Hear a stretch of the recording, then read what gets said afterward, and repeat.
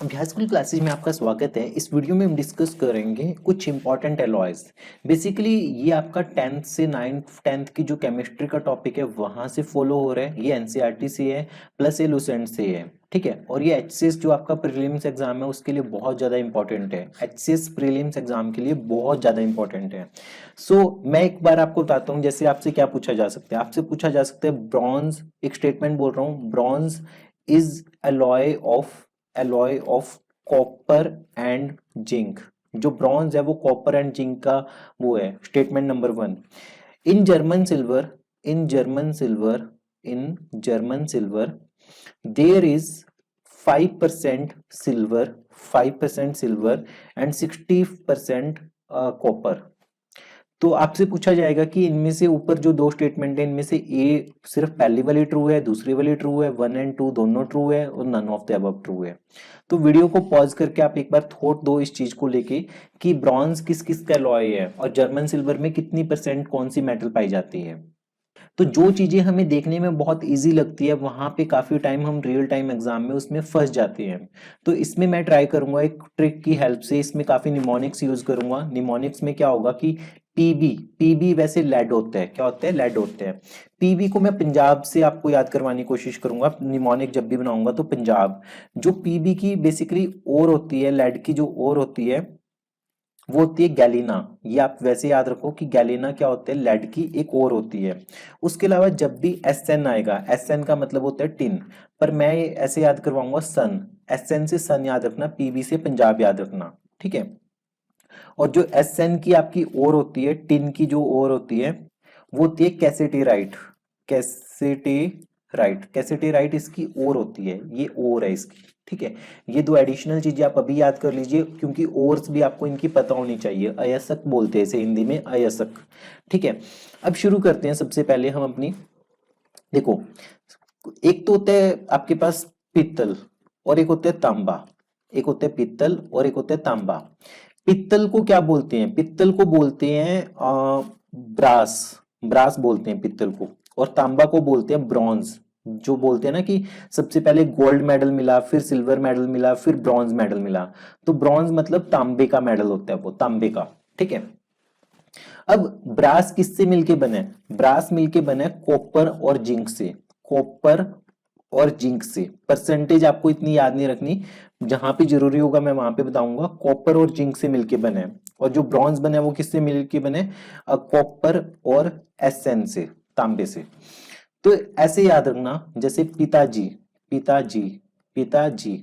तो पी से पित्तल, जी से जिंक। पित्तल में जिंक आएगा। कॉपर तो कॉमन है दोनों में, कॉपर कॉमन है दोनों में। पिताजी, पित्तल से जिंक आ जाएगा तो बेटा आएगा तांबे में। तांबे में क्या आ जाएगा? बेटा, ता बेटा। तो ये तांबे में याद रखना, तांबे में क्या आ जाएगा? एसएन आ जाएगा, ठीक है। तो जेड एन जिंक्स के लिए होते हैं, एसएन होते हैं आपके पास टिन के लिए। एसएन किसके लिए होते हैं? टिन के लिए होते हैं। तो ये चीज आपको सबसे पहले पित्तल और तांबा, that is brass and bronze के बारे में याद रखनी है। तो यहाँ पे ब्रॉन्ज क्या था? एलॉय था कॉपर और ब्रॉन्ज, ठीक है। ब्रॉन्ज किसका एलॉय होगा आपके पास? कॉपर और टिन का, ठीक है।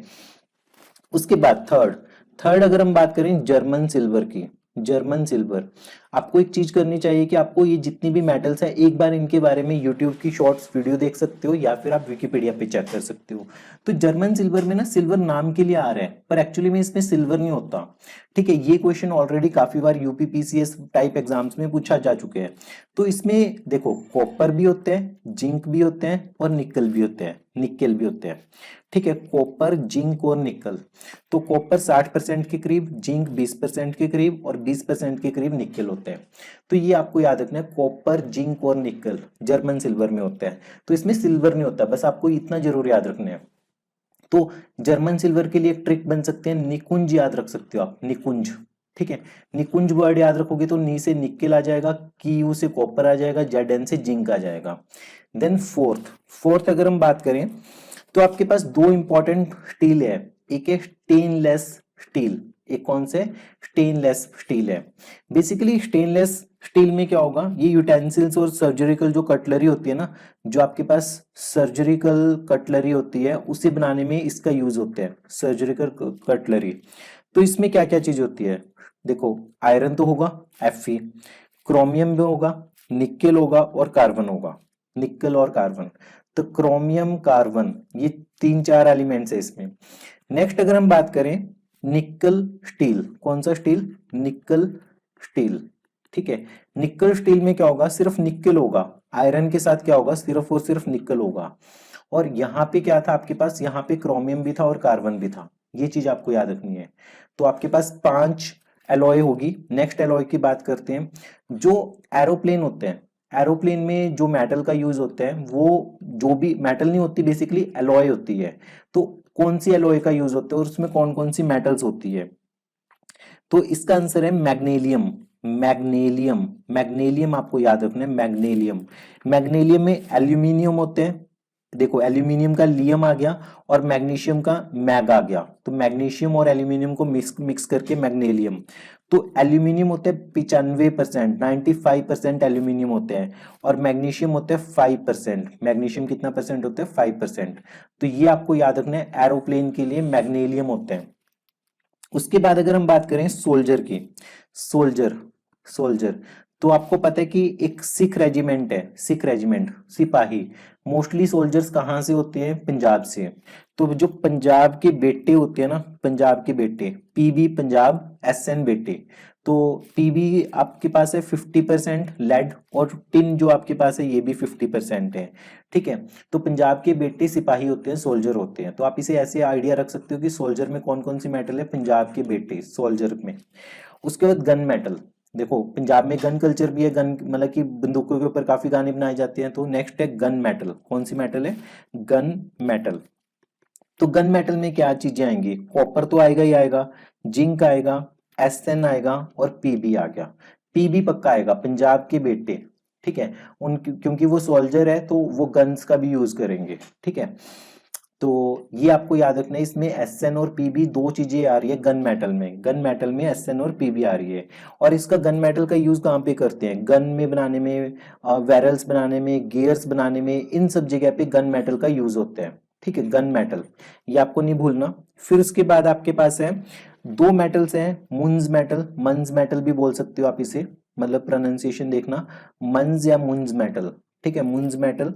या फिर आपके पास है डच, डच मेटल, ठीक है। तो कॉपर इन दोनों में है, कॉपर इन दोनों में है, ये ध्यान में रखना आप। कॉपर में जब आपने जिंक ऐड किया 40%, जिंक 40% ऐड किया तो मुंज मेटल, देखो 1 2 3 4 4 लेटर है, 40% जिंक ऐड कर दिया, और इसमें जिंक आपने 20% ऐड किया, 20% ऐड किया तो डच मेटल आ गई, कौन सी मेटल आ गई, डच मेटल आ गई। तो ये आपके पास मुंज मेटल और डच मेटल के बारे में था। लास्ट क्वेश्चन है आपके पास कि जो मंदिर में घंटियां होती है, बेल्स होती है, ठीक है, ये जो स्टैच्यू होते हैं, स्टैच्यू वो किससे बने होते हैं, किस एलॉय से बने होते हैं, सोच के देखो, आप स्टैच्यूज के बारे में काफी पढ़ते हो, ठीक है। तो बेल्स और स्टैच्यू, मंदिर में जो बेल बजाते हो वो किस मेटल की बनी होती है, तो यहाँ पे आपका आंसर है कॉपर, उसमें होते हैं 80%, 80% क्या होते हैं, कॉपर। और जो टिन होता है उसमें होता है 20%, 20% होता है टिन, ठीक है। ये चीज आपको याद रखनी है, ठीक है। एक बार रिवाइज करते हैं सारा। सबसे पहले पित्तल को बोलते हैं ब्रास, तांबे को बोलते हैं ब्रॉन्ज, पित्तल पिताजी तो जिंक होगा कॉपर के साथ, तांबे में बेटा होगा ब्रॉन्ज, ठीक है। जर्मन सिल्वर में सिल्वर नहीं होगा, जर्मन सिल्वर से एक नाम याद रखना, निकुंज, निकुंज जर्मनी में गया, ठीक है। स्टेनलेस स्टील, इसमें स्टेनलेस स्टील में 4 चीजें हैं, नाम भी बड़ा है तो 4 एलिमेंट्स है, आयरन, क्रोमियम, निकेल और कार्बन। और निकेल स्टील में क्या है आपके पास, आयरन और निकल है। एरोप्लेन में बेसिकली कौन सी एलॉय यूज होती है, मैग्नीशियम होती है, ये मैग्नीशियम प्लस एल्यूमिनियम होती है। उसके बाद अगर बात करें सोल्जर, पंजाब के जो बेटे होते हैं वो सोल्जर होते हैं, और वो गन में गन का भी यूज करेंगे। तो कॉपर पंजाब बेटा and zinc, zinc tin Punjab, ठीक है। मंज मेटल और डच मेटल में याद रखना, मंज में जिंक हो जाएगा, देखो इसका उल्टा ही हो जाएगा, जेड एन इसका उल्टा हो जाएगा जिंक 40%। डच में आपके पास कॉपर और जिंक 20% है। जो मंदिर की घंटियां होती है और जो स्टैचूज होते हैं वो किस चीज के बने होते हैं, वो कॉपर और टिन के बने होते हैं। तो ये आपके पास एलॉयज के ऊपर एक वीडियो थी छोटी सी, होपफुली आपको ये अच्छी लगी होगी। पढ़ते रहिए, प्रैक्टिस करते रहिए अभ्यास स्कूल क्लासेज के साथ।